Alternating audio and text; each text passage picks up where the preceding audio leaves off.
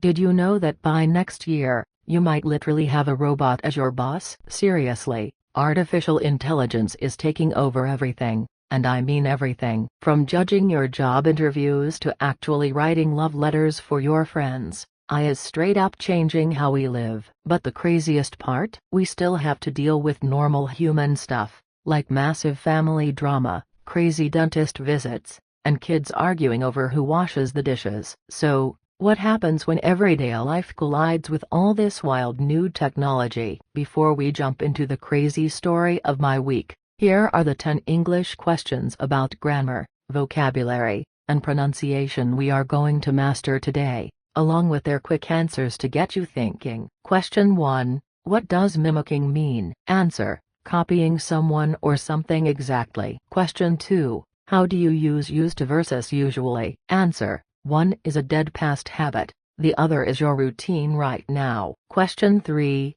How do you pronounce overlord? Answer: you stress the first letter O heavily. Question 4. What is an unwind session? Answer: pure relaxation after a really stressful event. Question 5. Why do we say looking forward to seeing instead of see? Answer: the word to acts as a preposition here, so the verb needs an in at the end. Question 6. How do you say furious naturally? Answer: furious, which means extremely angry. Question 7. What is the difference between must and should? Answer: must is a strict rule, should is just strong advice. Question 8. What does homegrown actually imply? Answer: zero store-bought chemicals, pure backyard effort. Question 9. What does it mean to be statistically unfit? Answer: math and data saying you just aren't good enough for something. Question 10. How do you use make yourself at home? Answer: it is a polite way to tell a guest to chill out and relax in your house. Now,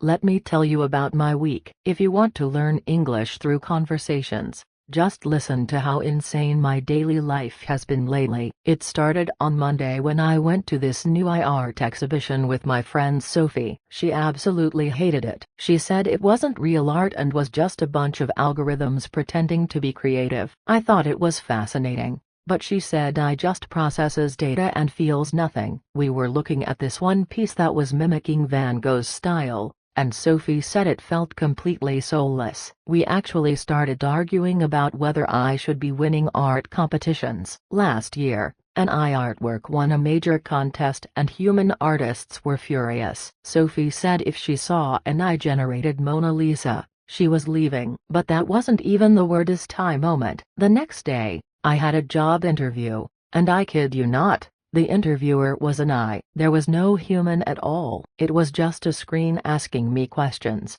analyzing my tone, my facial expressions, and my word choice. I felt like I was being judged by a robot overlord. At the end, they didn't even give me real feedback, just a score. I joked with my friends that the machine probably found me statistically unfit for the job. Honestly, I missed the awkward small talk and fake smiles of a human interviewer. Then, my technology completely turned against me. I spent 30 minutes arguing with a customer service chatbot trying to get a refund. It kept giving me random responses, so I finally called the customer service phone number. Guess what? The phone system was I too. I was trapped in an endless loop of a robot saying, "I understand your concern," but doing absolutely nothing to help. To make matters worse, I got locked out of my own phone later that day. I shaved my beard off, and my phone's face recognition refused to recognize me. My own phone thought I was a stranger. I had to answer all these crazy security questions like my pet's first name just to prove I was me. I was sweating,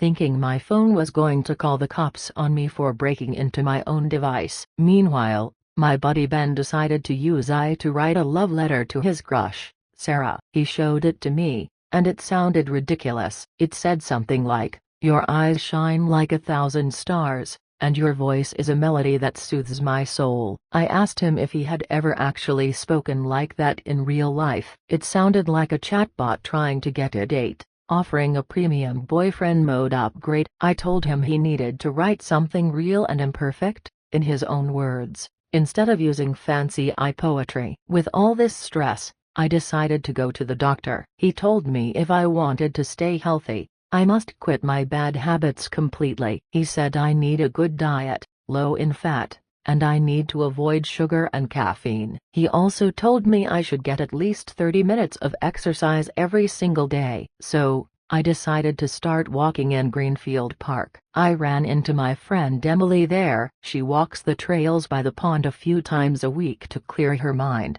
especially in the quiet, fresh mornings. We decided to make it a weekly habit to go walking together on Saturdays. Emily also invited me over to see her little backyard garden. She grows her own vegetables. I used to try growing flowers, but they all died, so I was super impressed. She gave me some tips, and honestly, homegrown vegetables are so much safer and tastier than the stuff you buy at the store. Zero chemicals. By Friday, my anxiety was back because I had a dentist appointment at 2 p.m. I always get nervous before the dentist. My friend Max knew I was stressing, so he suggested we go watch a new comedy movie at the cinema afterward to lighten the mood. It was the perfect plan to just unwind. Before the dentist, I went to the pool and saw Anna. She swims every single morning, which is super impressive. We talked about starting a swimming group, but then my kid ended up getting a bad ear infection from the pool water. I had to tell him no cotton buds,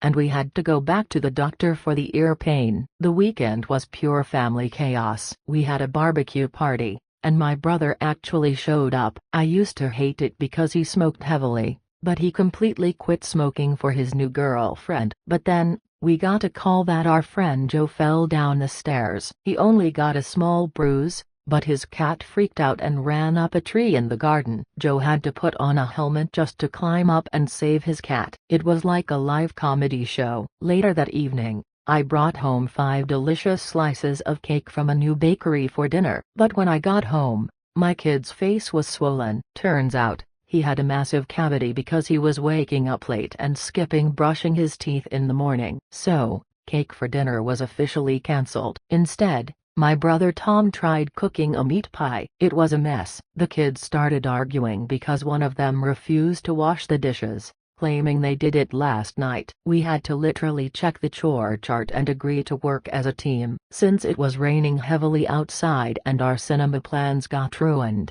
the kids wanted to play video games all day. I said no, and we brought out the old board games. We argued over Monopoly and Scrabble, but finally settled on playing Catan. By Sunday, I forced everyone out of the house to the park to get fresh air. The kids complained the whole time until I promised them unlimited ice cream if they stopped fighting for 2 hours. It worked. We ended the weekend by visiting my grandparents. Grandma had baked fresh chocolate chip cookies, and Grandpa showed us his new painting hobby. They told us to make ourselves at home, and for the first time all week, I actually relaxed. If you need daily English conversation practice, just survive a week with my family and my crazy electronics. Alright, now that you've heard the whole story, let's break down those 10 English questions in detail so you can sound completely natural in your own conversations. Question 1A. What does mimicking mean? Answer: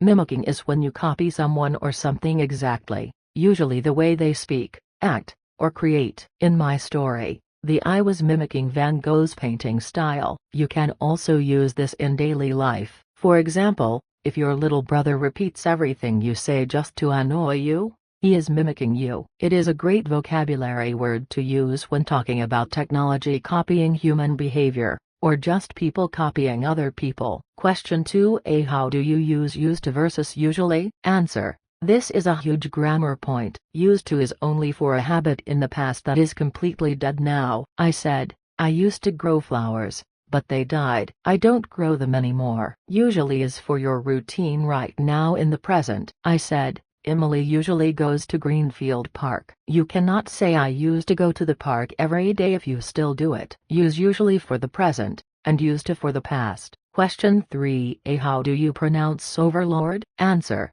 you pronounce it by putting a heavy stress on the very first letter. Overlord. An overlord is a supreme ruler. We use it a lot in American slang as a joke. When your boss is being too strict, or when I is acting too smart, we jokingly call them our robot overlords. Remember, Keep the stress at the front of the word to sound natural. Question 4a. What is an unwind session? Answer: to unwind means to relax after a period of stress or hard work. Think of a tight ball of string that you are slowly unrolling. When you are stressed, you are completely wound up tight. When I went to the movies with Max after my scary dentist appointment, it helped me unwind. You can unwind by reading a book, taking a walk, or watching your favorite show. Question 5a. Why do we say looking forward to seeing instead of see? Answer: this is a grammar trap that catches almost everyone. Most of the time, the word to is followed by a base verb, like to run or to eat. But in the specific phrase looking forward to, the word to acts as a preposition. And in English grammar, prepositions are always followed by verbs ending in ing. So you must say, I am looking forward to seeing you, or I am looking forward to going to the park. Question 6a. How do you say furious naturally? Answer: the pronunciation is furious. Do not say furious like a furry animal. It means extremely angry. When I won the art contest, the real human artists were furious. You can use this word when you are way past the point of just being mad. If someone eats the cake you saved in the fridge, you aren't just angry, you are furious. Question 7a. What is the difference between must and should? Answer: must is for an absolute necessity or a strong rule. When my doctor told me I must quit my bad habits, he meant I had no choice if I wanted to be healthy. Should is just very strong advice. He said I should get exercise. It's a great idea, but I won't get arrested if I don't do it. Use must for rules, and should for recommendations. Question 8a. What does homegrown actually imply? Answer: homegrown means exactly what it sounds like, grown at your home. We use it mostly for vegetables or fruits planted in a backyard garden instead of bought at a massive supermarket. But millennials and Gen Z also use it to describe local talent. If a famous singer is from your small hometown, you can call them a homegrown star. It means local, authentic, and natural. Question 9a. What does it mean to be statistically unfit? Answer: this is a funny vocabulary phrase. Statistically means based on numbers, math, and data. Unfit means you are not good enough or not the right match for something. When the job interviewer rejected me, it wasn't because it didn't like my personality. It just ran the math and decided I was statistically unfit. We use this sarcastically when technology brutally rejects us. Question 10a. How do you use make yourself at home? Answer: this is the ultimate polite phrase to use when guests come to your house. When my grandparents told me to make myself at home, they meant I should relax, take my shoes off, sit on the couch, and act like I actually live there. It is a warm, friendly invitation to drop your formal manners and just chill out. Always use this when a friend visits your apartment. I really hope you guys enjoyed hanging out with me today and going through all this madness. If you want to keep improving your conversational skills and mastering these everyday phrases, please make sure to hit that like button and subscribe. I always love sharing these stories with you. Keep practicing, stay natural, and I will see you next time on Learn English with Jennifer.